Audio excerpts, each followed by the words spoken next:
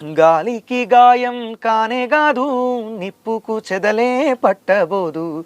నీటిని ఎవ్వడు కోయలేడు, భూమిని ఎవ్వడు దాచలేడు.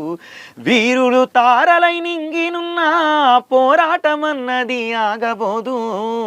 ఆ వీరయోధుని గన్న అమ్మ పుంజి కంటి నీటి చుక్కల నుండి పుడతారులే మళ్ళీ వేల యోధులు, పుడతారులే మళ్ళీ వీరయోధులు. పాశమన్నము దిన్న కౌసల్యకు పుట్టినాడంట శ్రీరాముడు. ఆకలి కసి మీద కన్నీళ్లతో మింగినావో చండ్ర నిప్పులను. నిప్పులే గర్భాన దాగినాయో అగ్గి పిడుగులా బయటికొచ్చినాడు. డొక్క నిండని బక్క పెయ్యి నుండి బొక్క బరిసేనంది పుట్టినాడు.